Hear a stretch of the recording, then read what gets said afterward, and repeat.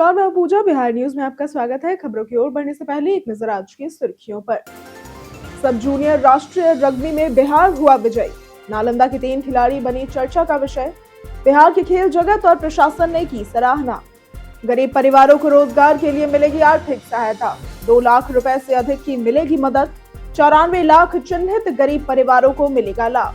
बिहार में बदलेगा जमीन रजिस्ट्री सिस्टम। सिर्फ एक पेज का होगा रजिस्ट्री का मुख्य दस्तावेज। अलग एनेक्स्चर में दी जाएगी विस्तृत जानकारी। विशाल रामायण मंदिर के आसपास के क्षेत्र होंगे विकसित। पावर सब स्टेशन से अस्पताल तक सभी सुविधाओं पर काम होगा शुरू। नए थाने का भी होगा निर्माण। अगले 5 महीनों तक इंटरनेशनल मैच में साथ नहीं खेलेंगे कोहली और रोहित। केवल वनडे में एक्टिव होना है इसकी वजह। जून में अफगानिस्तान के खिलाफ मैच में दोनों आएंगे साथ। चलिए अब बढ़ते हैं शाम तक की बड़ी खबरों की ओर विस्तार से।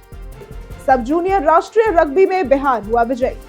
भुवनेश्वर के कलिंगा स्टेडियम में संपन्न सब जूनियर राष्ट्रीय बालिका रग्बी प्रतियोगिता में बिहार की टीम ने शानदार प्रदर्शन करते हुए फाइनल में महाराष्ट्र को 34-7 से हराकर खिताब जीत लिया है। क्वार्टर फाइनल में दादरा एवं नगर हवेली को 43-7 और सेमीफाइनल में राजस्थान को 35-0 से हराकर टीम ने अपनी ताकत दिखाई। नालंदा की 3 खिलाड़ी कोमल, प्रियांशु और खुशी कुमारी ने निर्णायक गोल दागकर टीम की जीत सुनिश्चित की।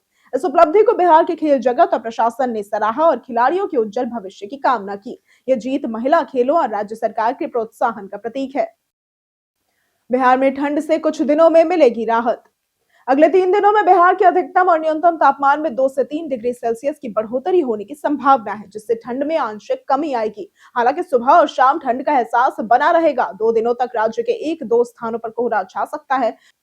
बीते दिन शनिवार को अधिकांश शहरों में तापमान बढ़ा। अधिकतम 22.0 से 28.5 और न्यूनतम 5.4 से 12.0 डिग्री सेल्सियस रहा। गोपालगंज सबसे गर्म और भागलपुर का सबौर सबसे ठंडा रहा। पटना में रविवार की सुबह कोहरा छाया रहा और उसके बाद में तापमान सामान्य रहने की बात कही गई है।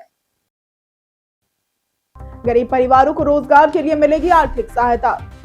मुख्यमंत्री नीतीश कुमार ने मोतिहारी में समृद्धि यात्रा के दौरान घोषणा की कि राज्य के 94 लाख चिन्हित गरीब परिवारों को जरूरत पड़ने पर रोजगार के लिए 2 लाख रुपए से अधिक सहायता दी जाएगी। सरकार का उद्देश्य सम्मानजनक जीवन और आसान आजीविका को सुनिश्चित करना है। उन्होंने कहा कि बिहार लगातार विकसित हो रहा है और अगले 5 वर्षों में और प्रगति होगी। पूर्वी चंपारण में 138 करोड़ की योजनाओं का उद्घाटन हुआ। स्वास्थ्य सेवाओं, सड़कों, हवाई अड्डे, चीनी मिल और महिला आरक्षण सहित कई क्षेत्रों में बड़े सुधार किए गए हैं। बिहार में बदलेगा जमीन रजिस्ट्री सिस्टम। बिहार सरकार जमीन और फ्लैट रजिस्ट्री की प्रक्रिया को और सरल बनाने जा रही है। ई निबंधन के बाद अब 1 पेजर डीड लागू करने का प्रस्ताव तैयार किया गया है, जिसमें रजिस्ट्री का मुख्य दस्तावेज सिर्फ 1 पेज का होगा। विस्तृत जानकारी अलग एनेक्स्चर में दी जाएगी और इससे जटिल और भारी दस्तावेजों से राहत मिलेगी। निबंधन प्रक्रिया पूरी तरह से पेपरलेस होगी और सभी कागजात ऑनलाइन किए जाएंगे। रजिस्ट्री के दिन ही डिजिटल डीड उपलब्ध कराई जाएगी और इसके साथ ही प्लॉट की जीआईएस मैपिंग अनिवार्य होगी, जिससे पारदर्शिता और सटीकता बढ़ेगी। शराब माफियाओं पर बिहार सरकार का शिकंजा। बिहार में शराब की अवैध आपूर्ति, परिवहन और बिक्री में लगे माफियाओं के खिलाफ राज्य सरकार ने कड़ी कार्रवाई शुरू की है। बिहार पुलिस और मद्य निषेध उत्पाद विभाग ने पहले चरण में 24 शराब माफियाओं की पहचान की है, जिन पर 8 जिलों में कुल 167 मामले दर्ज है। इनमें 13 माफिया जेल में है, जबकि 11 के खिलाफ सीसीए 3 के तहत जिला बदर की कार्रवाई की गई है। अपराध से अर्जित संपत्ति जब्त करने के लिए बीएनएसएस की धारा 107 के तहत प्रक्रिया चल रही है। बेगूसराय में सबसे अधिक 5 माफिया चिन्हित हुए हैं। दरभंगा एयरपोर्ट की सुरक्षा अब सीआईएसएफ के हवाले। दरभंगा एयरपोर्ट की सुरक्षा व्यवस्था बिहार सैन्य पुलिस से केंद्रीय औद्योगिक सुरक्षा बल यानी कि सीआईएसएफ को सौंपे जाने की प्रक्रिया अंतिम चरण में है। भारत नेपाल अंतर्राष्ट्रीय सीमा के समीप स्थित होने और सुरक्षा संवेदनशीलता को देखते हुए निर्णय लिया गया है।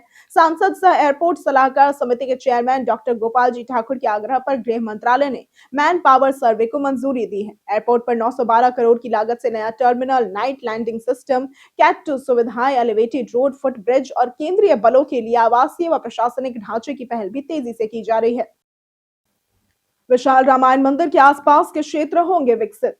मुख्यमंत्री नीतीश कुमार की समृद्धि यात्रा में पूर्वी चंपारण को विकास की कई सौगातें मिली। कैथवलिया में विराट रामायण मंदिर के विकास हेतु पावर सब स्टेशन, अस्पताल, संपर्क पथ और 4 दीवारी प्रस्तावित है और इसके साथ ही नया थाना भी खोला जाएगा। मोतिहारी में 172 करोड़ की 70 योजनाओं का उद्घाटन और शिलान्यास हुआ। धनौती पुल का निरीक्षण भी किया गया। रक्सौल एयरपोर्ट के विस्तार और महत्वपूर्ण पुल परियोजनाओं को तेज करने के निर्देश दिए गए और सबका सम्मान जीवन आसान योजना के तहत जनता की शिकायतों का ऑन स्पॉट समाधान सुनिश्चित किया जाएगा। प्रगति यात्रा के तहत 7 निश्चय लक्ष्य के रोड मैप पर भी चर्चा हुई। अंतर जिला तबादले के बाद 410 शिक्षकों की गृह जिले में तैनाती शुरू।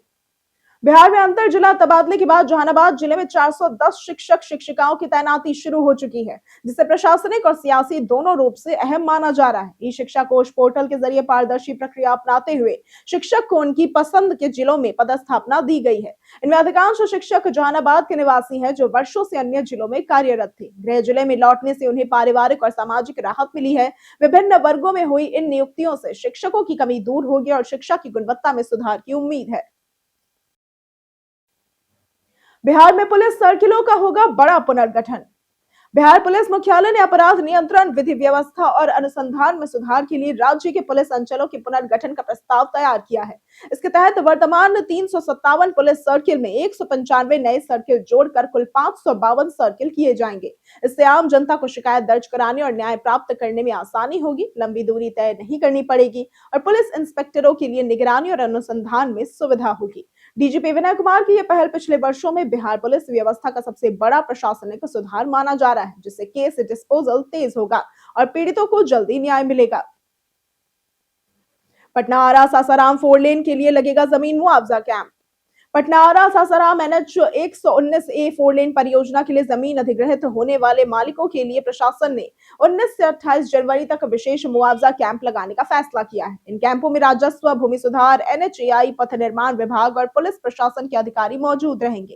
कैंप का समय सुबह 11 बजे से शाम 4 बजे तक रहेगा। जमीन मालिकों को पहचान पत्र, जमीन के दस्तावेज और बैंक विवरण लेकर निर्धारित स्थल पर पहुंचना होगा। इसका उद्देश्य मुआवजा भुगतान में तेजी और पारदर्शिता को सुनिश्चित करना है, ताकि परियोजना समय पर पूरी हो और यातायात व आर्थिक गतिविधियां सुधर सके। तेजस्वी यादव का सरकार पर वार।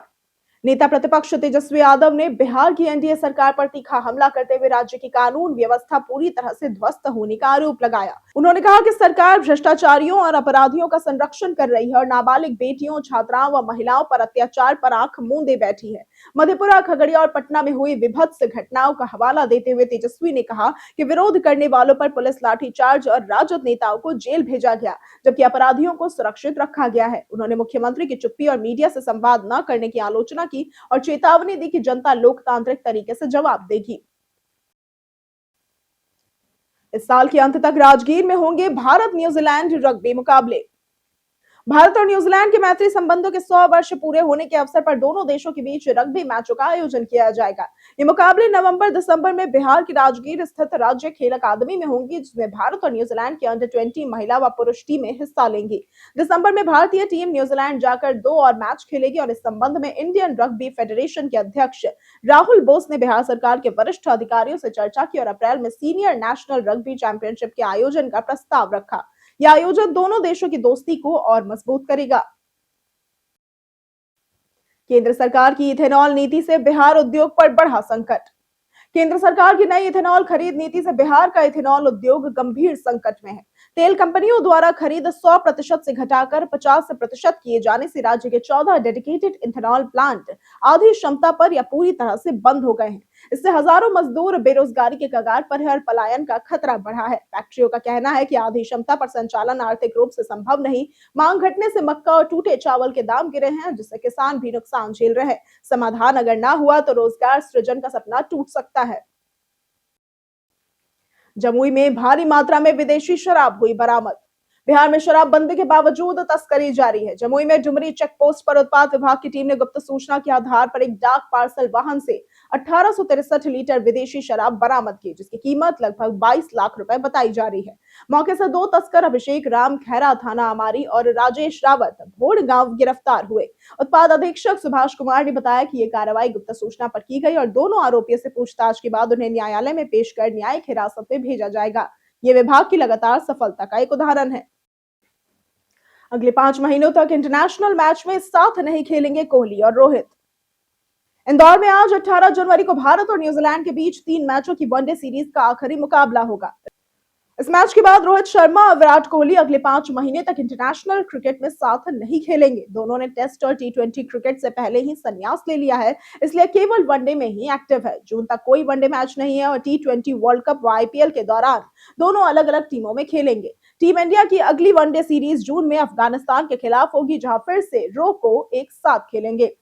बीते दिन हमारे द्वारा पूछे गए सवाल का जवाब आप लोगों में से बहुत लोगों ने हमारे कमेंट सेक्शन में लिख कर दिया है। जिन्होंने हमारे द्वारा पूछे गए सवाल का जवाब दिया है, उनके नाम है नरेंद्र कुमार सिन्हा, नागेंद्र कुमार, राकेश मिश्रा, रंजीत मिश्रा, रमेश कुमार, राम बाबू दास, डॉली कुमारी, अनवर करीम खान, संजीव कुमार, रंजय तिवारी, राजकिशोर महतो, प्रियंका कुमारी, कुश कुमार यादव, सबिता कुमारी, गौतम पासवान, नौशाद रजा, संजीत कुमार, रंजीत कुमार, राजेश मांझी, सुनील सिंह, सोनाली कुमारी, रवि मोहन वर्मा, सनी यादव, हरेंद्र सिंह, राजेश कुमार शर्मा, विजेश कुमार, बाबूलाल मरांडी, कामेश्वर सिंह और रवि कुमार गुप्ता।